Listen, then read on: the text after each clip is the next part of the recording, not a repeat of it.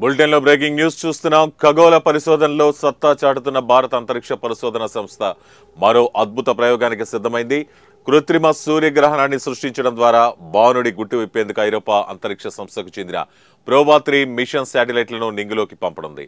శ్రీహరికోటలోని Satish Dhawan space centre నుంచి ఇవాళ సాయంత్రం 4:06 PSLV C-59 రాకెట్ ద్వారా ఈ ప్రయోగాన్ని నిర్వహించనుంది.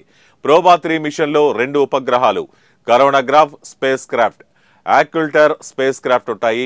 మొత్తం దాదాపు 550 కిలోల బరువు ఉండే ఈ ఉపగ్రహాలను అతి దీర్ఘ వృత్తాకార కక్షలో ప్రవేశపెడతారు.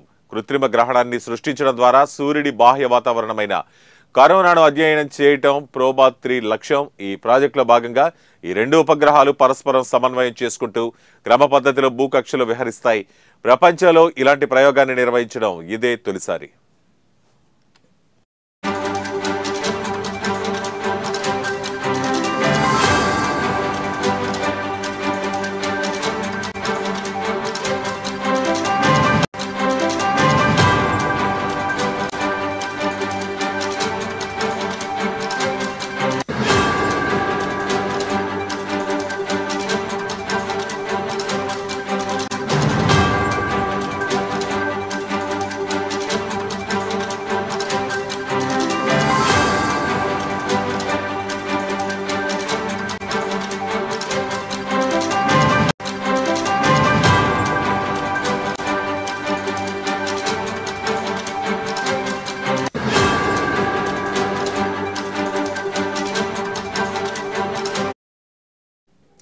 బ్రేకింగ్ న్యూస్ చూస్తున్నాం. ఖగోళ పరిశోధనలో సత్తా చాటుతున్న భారత అంతరిక్ష పరిశోధన సంస్థ మరో అద్భుత ప్రయోగానికి సిద్ధమైంది.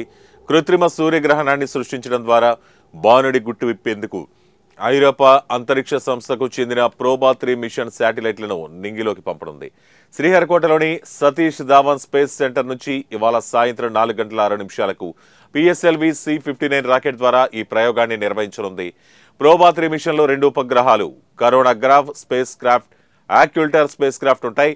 మొత్తం దాదాపు 550 కిలోల బరువుండే ఈ ఉపగ్రహాలను అతి దీర్ఘ వృత్తాకార కక్షలో ప్రవేశపెడతారు. కృత్రిమ గ్రహణాన్ని సృష్టించడం ద్వారా సూర్యుడి బాహ్య వాతావరణమైన కరోనాను అధ్యయనం చేయటం ప్రోబా-3 లక్ష్యం.